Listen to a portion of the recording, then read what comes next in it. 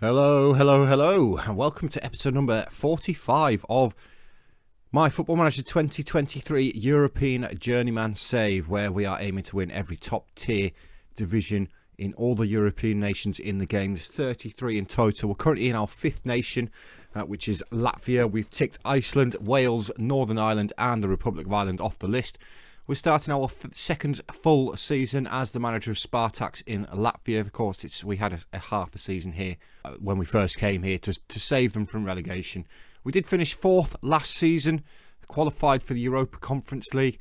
Looking to improve on that this season. We have made some signings to get us to that point. If we have a quick look at how we've done in terms of signings, we are now predicted by the media to finish second. We are still a long way behind Riga, obviously the dominant force in the country. We have a look at the past winners. Riga are now on a 6-year streak. They were beaten once by RFS, but the top three in the country have been the same for the past 5 seasons. Now we want to break that. We have won leagues from worse positions, but you can see by the Media Dream 11, there's 10 Riga players in here. The exception being Ibrahim Arin of Riga. Now, he doesn't look anything better than we've got. If we compare him with our star striker, which for me is, in fact, Ivanka, I think Ivanka's the better player. So there's no reason why we can't go on and win the league. Now, we have made some signings. I can't make any more because of the homegrown rules that we have in the club, in the league, stuff like that. I brought some in at the end of last season, so we'll quickly have. I didn't bring some in at the end of last season. No, I didn't. We've sold a couple though. We've sold Mihelson's for 16.75k, Holov's for 12k, and William Mukwele for 5.5k. So we've got some money gone out. We've actually got more gone out than we've had come in. But the ones that we've brought in date order, we've brought in Yanis Ozils from BFC. He is a midfielder / attacking midfielder. You may notice down here though that we're actually training him to be a wing back. Now when I search for players, his attributes for playing as a left wing back, we're pretty decent. He's let down by his crossing and his concentration, but obviously we can see that we're training him for his defensive positioning, which would obviously help with some of the things. The marking's not the greatest either. He's not going to be a first team player, but he is homegrown, so he can do a job. Now to get them in, he's actually on an impact sub, so that's really good for him. But most of the ones I've had to bring in, they're either star players or important players. So I'm going to annoy some players throughout the season, let's put it that way. Next one in was Emils Berker, beg your pardon. Now he is homegrown as well. He's 34 years old. We brought him in from RFS. Now he is naturally a left back, but I'm training him as a centre half. He's a little bit better than what we had at centre half last season, which was Slide. Slide doesn't even appear in this comparison, obviously because it's comparing left backs. But in terms of centre halves, I think I can. Yeah, Slide. Slide is the blue one. Berker is the green one. Not so good aerially or physically, but it's a slight improvement over what we've got. But again, not going to be a starting player, in as a squad player. After that was Yari Pascal. Now this is one of the good signings that we've brought in. One of the great signings that we brought in. 26-year-old Spaniard, so he is a foreigner. Enjoys big matches though. Leading player for most OptiBet Versliga sides. Inverted ringer on the right hand side, left footed, crazy physicals. He's also really good mentally, good dribbling, good first touch, good passing, good technique. Crossing's a little bit poor, finishing's a little bit poor as well, but you can see here he's done really well in the pre-season. 3 goals and 4 assists. Of course it's only pre-season and time will tell, but he's in on the right hand side. Boyer, we obviously went over him last season when we signed him. He's the new deep line playmaker on defend. Got some great defensive attributes. Got some great physicals as well. Decision making's brilliant. So he's in there. Again, another one's consistent, enjoys big matches. So in he comes. Kennedy is a right back. He's more of a backup right back compared to Azevedo. They're very similar in how they look in terms of attributes. Kennedy's maybe slightly better defensively, whereas Azevedo's slightly better going forward, Attribute-wise, again, they're very, very similar. Maybe leaning slightly towards Kennedy, but another Brazilian who we brought in. Now, he is one of the important players, so he's probably one of the ones that we're going to annoy. And then finally we spent 1.25k on Admire and Kube, new centre-half. 19-year-old Zimbabwean, so again, foreign. Inconsistent, though, which is a bit of an issue, but he could potentially... No, I was going to say he could potentially become homegrown in Latvia, but no, we've signed him a little bit too late. But again, in as a star player, but attribute-wise, especially compared to Slide, who started there last season, a sea of green, basically, and polygon-wise, he's much, much better. So he's going to be starting for us this season. Obviously, we do have to be wary that I have to have 3 Latvian homegrown players in the starting 11. Similar to what we had last season on FM22 with our San Marino save. But very, very good central defender. Financially, we're down to 325k. The board did invest a large amount of money into us. But again, you can see that we're hemorrhaging money. Despite the fact that we were nearly £1 million in debt, the board increased the wage budget this season. I'm well underneath it. I'm £7,000 underneath it. They also give us a transfer budget. So... if we're going into debt, it's not my fault. It's the board's fault. Again, predicted wise to be hemorrhaging money, which is great. So we need to make a real push for the title this season. Otherwise, we're going to be stuck here in Latvia again next season. Just on that note, in terms of balance, this is kind of what we're up against. Riga have got £20 million in the bank. They are currently in the latter stages of the Europa Conference League. In fact, they've just been knocked out by Rapid Vienna, but they made it to the round of 16. So they've actually made it through the group. They've made it through the knockout round. Where are they? Okay, it says that they did make it through the group, but they're not showing up in here. They're down in 18th. So not quite sure how the new format... Oh, there we go. The top 9th to 24th go into a knockout playoff round, whereas the first 8 go into the round of 16 straight away. I'm not quite familiar with the new format in Europe yet. Obviously, Europe's not something we've been concentrating on this season, and as a result, we've not really played much in Europe. So today, we start off the season with a double header against RFS.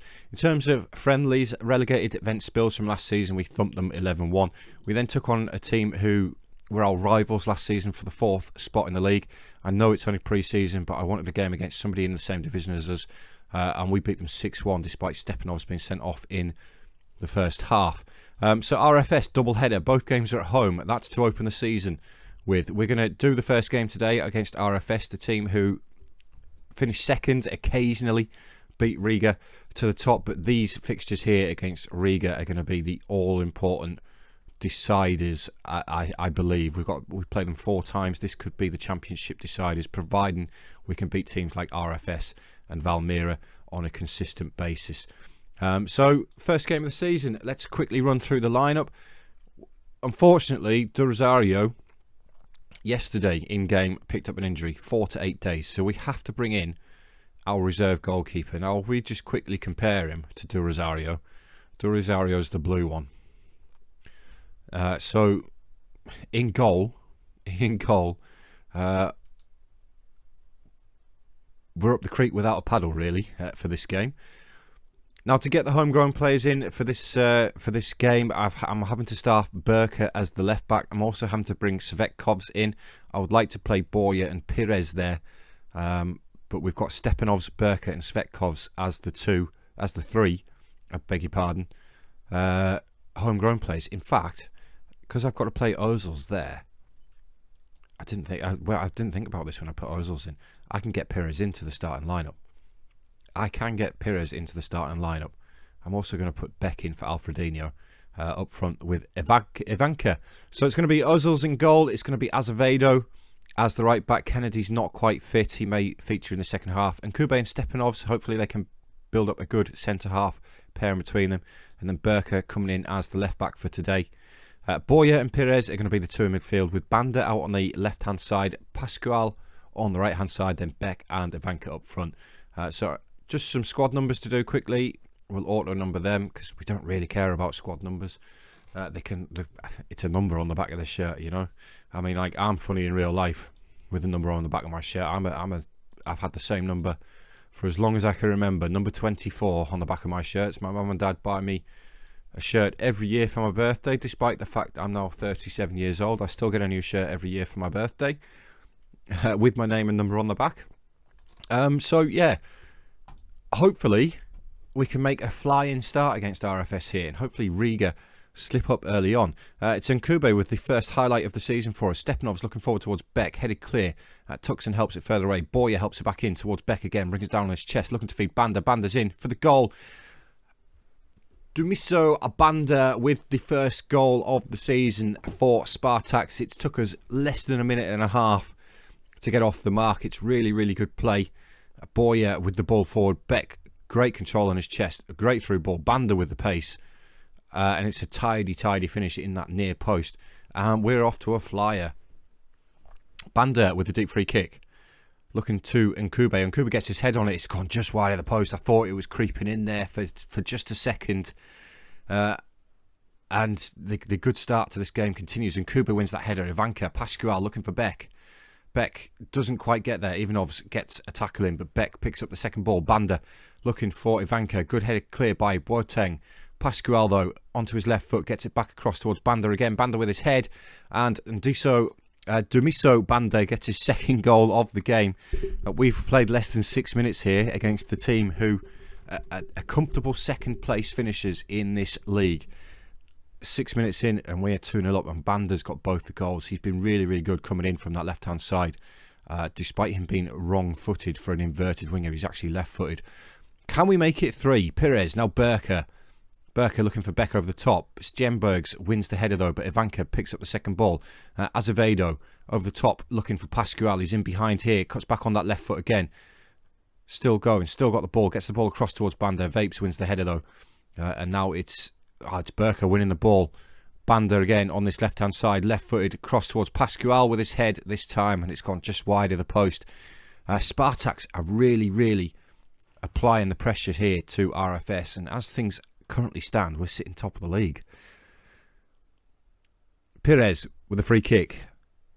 Chance for an effort on goal. It's a good one. It's hit the roof of the net. Great free kick there from Pires.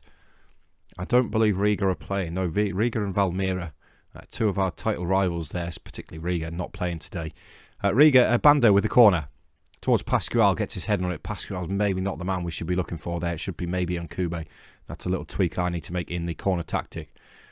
RFS looking to get back into the game. Vapes with the header. Robert Vapes does get a goal back for RFS. Great header from the corner. A little bit poor defending again. That's maybe something I need to tweak in the tactic. I don't know who's marking him here. Two players at that front post. Let's have a quick look and see who they were. Stepanovs and Beck maybe should have been Nkube. He seems to be our best header at the minute. And that's the half-time whistle, guys. In terms of stats, it's been fairly even. We've taken a 2-goal lead, though, which is great. Stepanov's not having the best of games at centre-half.